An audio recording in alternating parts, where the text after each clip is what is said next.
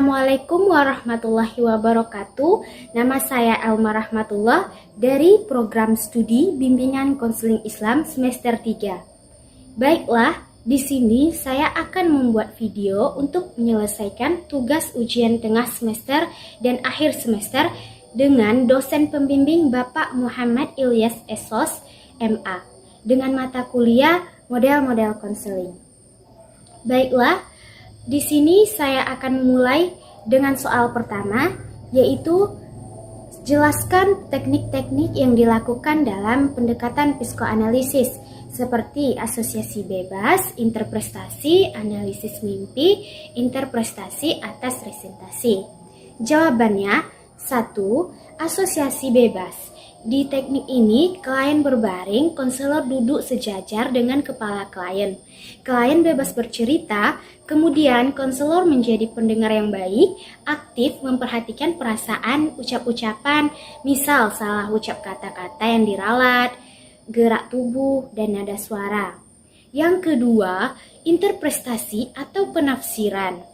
Teknik untuk menganalisis asosiasi bebas mimpi, representasi, dan transferensi perasaan klien.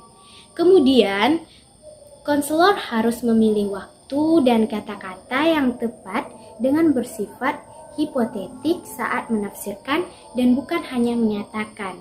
Yang ketiga, analisis mimpi. Mimpi sama dengan ekspresi dari kebutuhan-kebutuhan yang terdesak. Difokuskan untuk mimpi yang sifatnya berulang-ulang, menakutkan, dan sudah pada taraf mengganggu. Yang keempat, yang terakhir, yaitu analisis resistensi. Resistensi atau penolakan dinamika yang tidak disadari untuk mempertahankan kecemasan. Kemudian, konselor harus bisa menerobos pertahanan diri tersebut sehingga dapat teramati, dianalisis, dan ditafsirkan sehingga klien menyadari alasan timbulnya presentasi tersebut. Baiklah, untuk soal yang kedua, yaitu jelaskan penyebab neofedrian memisahkan diri dari friend seperti Alfred Adler dan Albert Ellis. Jawabannya, menurut pendapat neo-Freudian merupakan pendekatan psikologis yang berkembang dari psikoanalisis Sigmund Freud dengan tambahan pemfokusan pada individu dan hubungannya dengan dunia luar. Ahli teori neo-Freudian antara lain Erik Erikson, Alfred Adler, dan Albert Ellis. Mereka memisahkan diri dari neo-Freudian karena memiliki pendapat yang berbeda dengan Freud. Dan menurut pendapat Adler, tidak setuju dengan perkenaan yang dibuat oleh Freud mengenai alam bawah sadar dan tentang pentingnya seksualitas.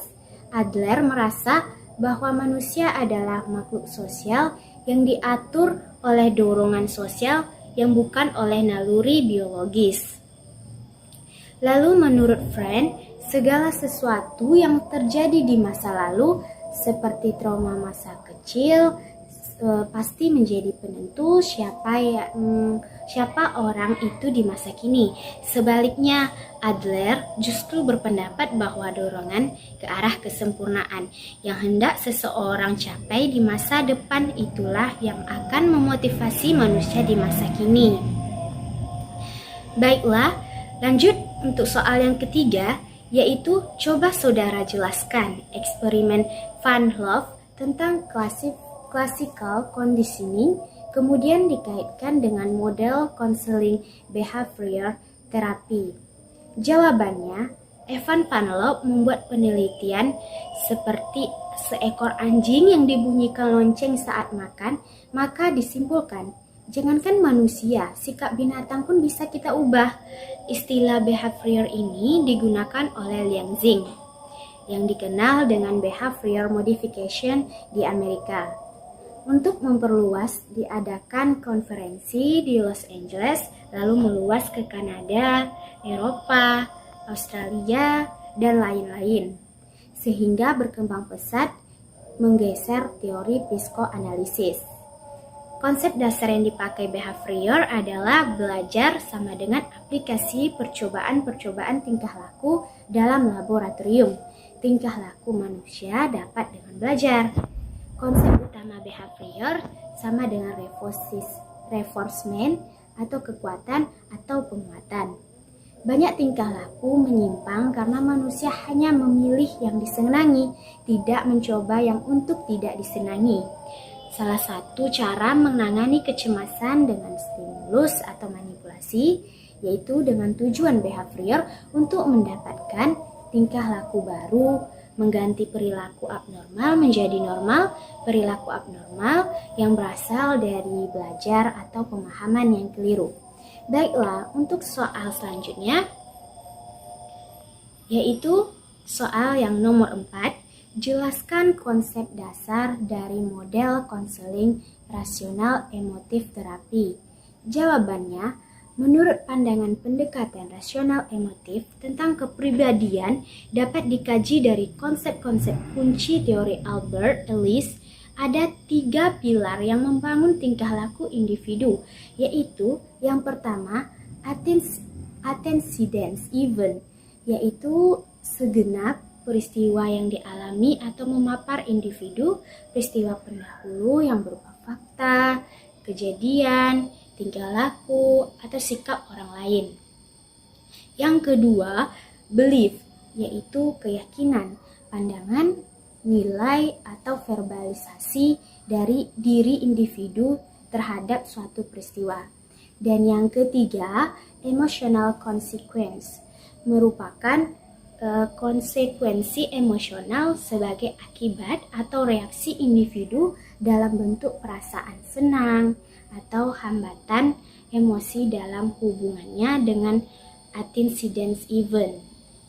Baiklah, untuk soal selanjutnya, yaitu soal yang kelima. Jelaskan perbedaan model konseling Clark Rogers dengan model konseling Troy and Factor jika ditinjau dari hubungan antara konselor dan klien. Nah, jadi jika ditinjau dari hubungan antara konselor dan klien, model konseling Clark Rogers lebih menekankan bahwa konselor berusaha sebaik mungkin menerima sikap dan keluhan serta perilaku individu dengan tanpa memberikan sanggahan, adanya kebebasan secara penuh bagi individu untuk mengemukakan problemnya dan apa yang diinginkan. Dan di sini konselor harus mampu mengalami secara subjektif persepsi tentang dunianya. Lalu, dia harus aktif dalam proses terapi, sebab dia harus memutuskan ketakutan, perasaan berdosa, dan kecemasan apa yang akan dieksplorasi.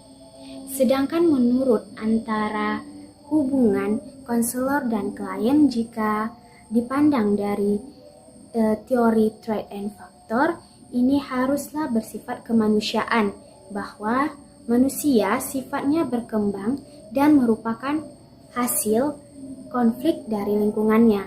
Maka dari itu, klien harus belajar menggunakan pemecahan masalah yang berorientasi pada kenyataan yang objektif.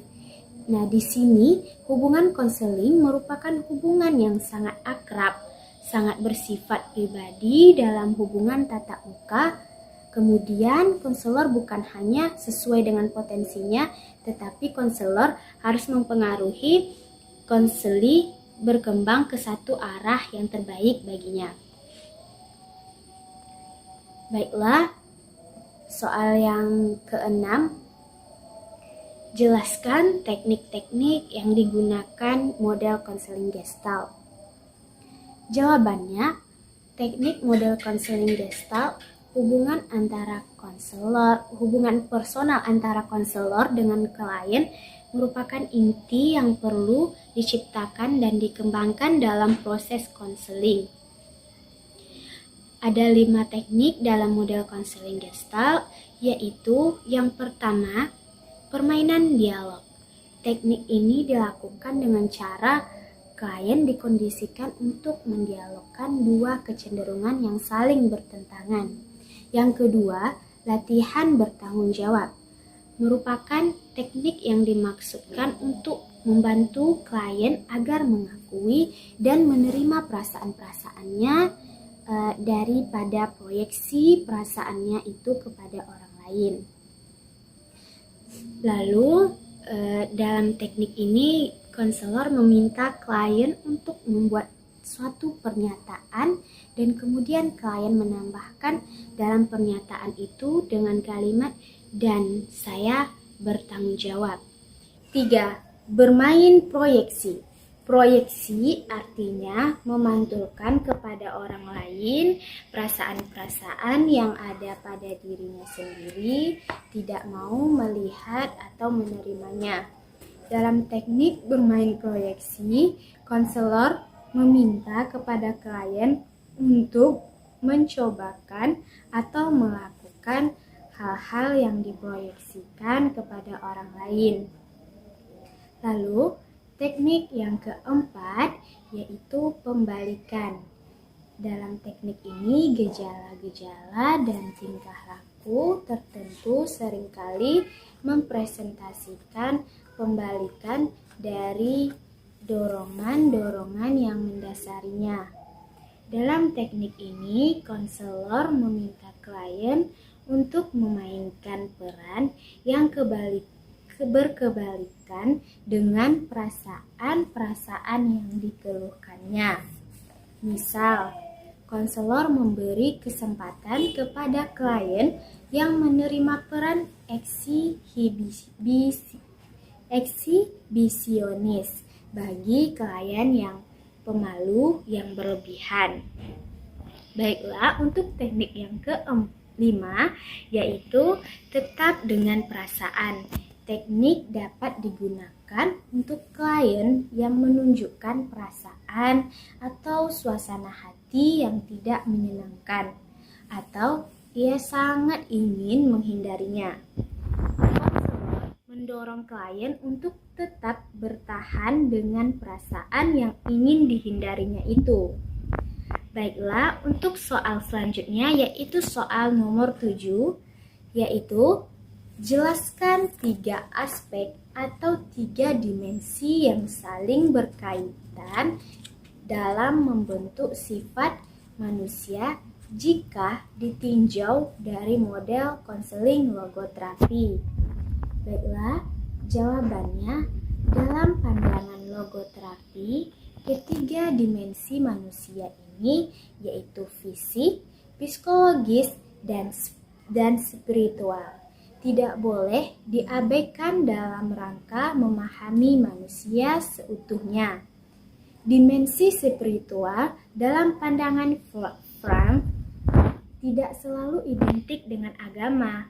Setiap orang mempunyai dimensi spiritual, sekalipun pada penganut ateis. Dimensi spiritual dari manusia bersifat universal, sebagaimana di dimensi fisik dan psikologis. Frank juga menyebutkan dimensi spiritual ini dengan knowledge untuk menghindari tren spiritual yang diidentikan dengan agama tertentu. Dimensi spiritual ini merupakan dimensi khas manusia di mana tidak dimiliki oleh makhluk lain. Sebagai dimensi khas manusia, dimensi spiritual ini atau knowledge ini terdiri dari kualitas-kualitas insani seperti hasrat akan makna, orientasi tujuan, iman, cinta kasih, kreativitas, imajinasi, tanggung jawab, self-transcendence, komitmen, humor, dan kebebasan dalam mengambil keputusan. Lalu, selanjutnya, kualitas-kualitas yang telah disebutkan tadi memang merupakan kualitas insani yang khas manusia. Dalam kajian psikologis, behavior, dan psikoanalisa, aspek-aspek yang berkenaan dengan kualitas insani di atas yang telah saya sebutkan tadi mendapatkan tempat dengan tepat mempertahankan metode positivistik. kualitas insani manusia terabaikan hanya dengan alasan bahwa aspek tersebut tidak termasuk dalam kajian bidang keilmuan yang bersifat empiris dan objektif. Dari simpulan di atas, inti dari ajaran logoterapi ini adalah dalam setiap keadaan termasuk dalam penderitaan, sekalipun kehidupan ini selalu mempunyai makna. Kehendak akan hidup yang bermakna merupakan sebuah motivasi utama untuk setiap manusia. Dalam batasan-batasan tertentu, manusia memiliki kebebasan dan tanggung jawab pribadi untuk memilih, menentukan, memenuhi makna dan tujuan hidupnya. Hidup yang bermakna diperoleh dengan jalan merealisasikan 3 nilai kehidupan, yaitu nilai-nilai kreatif, nilai-nilai penghayatan, dan nilai-nilai yang bersikap. Baiklah, untuk soal yang terakhir, yaitu soal nomor 8, jelaskan kembali apa yang Anda pahami tentang tugas makalah yang Anda presentasikan. Jawabannya, yang dapat saya pahami dari makalah kelompok yang saya presentasikan yaitu teori trait and factor. Di dalam teori sifat dan faktor ini mempunyai teknik-teknik serta tahap-tahap dari konseling yang mana bisa dipelajari bahwa teori ini berguna sekali dalam dunia konseling. Tekniknya yaitu yang pertama yaitu penggunaan hubungan intim atau rapport. Konselor harus menerima konseli dalam hubungan yang hangat, intim, bersifat pribadi, penuh pemahaman dan terhindar dari hal-hal yang mengancam konseli. Baiklah, untuk teknik yang kedua yaitu atau yang B, memperbaiki pemahaman diri. Konseli harus memahami kekuatan dan kelemahan dirinya dan dibantu untuk menggunakan kekuatannya dalam upaya mengatasi kelemahannya. Baiklah, untuk yang ketiga, teknik yang ketiga yaitu pemberian nasihat dan perencanaan program kegiatan. Nah, di sini konselor mulai bertolak dari pilihan tujuan, pandangan, atau sikap konselor dan kemudian menunjukkan data yang mendukung atau tidak mendukung dari hasil diagnosis. Baiklah, untuk teknik yang keempat yaitu menunjukkan kepada petugas lain atau referral. Jika seorang konselor merasa tidak mampu menangani masalah konseli, maka dia harus merujuk konseli kepada pihak lain yang dipandang lebih kompeten untuk membantu konseli. Dan itulah tadi teknik-teknik dari trait and factor ini. Selanjutnya yaitu ada beberapa tahap dari konseling trait and factor ini, yaitu yang pertama analisis. Yaitu analisis ini merupakan tahapan kegiatan yang terdiri dari pengumpulan informasi dan data mengenai klien atau konseli. Yang kedua, sintesis. Sintesis ini merupakan langkah untuk merangkum dan mengatur data dari hasil analisis yang sedemikian rupa sehingga bakat klien, kelemahan, serta kekuatannya dan kemampuannya penyelesaian diri. Selanjutnya, untuk tahap yang ketiga, yaitu diagnosis. Diagnosis ini sebenarnya merupakan langkah pertama dalam bimbingannya dan hendaknya dapat menemukan ketetapan dan pola yang dapat mengarahkan kepada permasalahan, sebab-sebabnya, dan serta sifat-sifat yang relevan dan berpengaruh kepada proses penyesuaian diri. Baiklah, untuk tahap yang keempat yaitu konseling. Konseling merupakan hubungan membantu klien atau konseli untuk menemukan sumber diri sendiri maupun sumber dari luar dirinya, baik itu dari lembaga ataupun sekolah dan masyarakat, dalam upaya mencapai perkembangan dan penyesuaian optimal sesuai dengan kemampuannya. Baiklah, untuk yang kelima yaitu yang E, Atau yang E, mencakup bantuan kepada klien sehingga lebih siap untuk memecahkan masalah baru dengan mengingatkannya kepada masalah sumbernya sehingga menjamin keberhasilan seorang konseling. Baiklah, tadi itu adalah sebuah tahap-tahap serta teknik dari teori Troy and Factor ini. Yang terakhir yaitu tujuan dan peran konselor dalam konseling Troy and Factor ini, yaitu peranan konselor menurut teori sifat dan faktor ini adalah memberitahukan konseli tentang berbagai kemampuannya yang diperoleh konselor melalui hasil testing. Berdasarkan hasil testing pula ia mengetahui kelemahan dan kekuatan pribadi konseli. Konselor membantu konseli menentukan tujuan yang akan dicapainya sesuai dengan bakat hasil tes. Baiklah, mungkin itu saja yang dapat saya sampaikan. Lebih dan kurangnya saya mohon maaf. Wabillahi taufiq wal hidayah. Wassalamualaikum warahmatullahi wabarakatuh.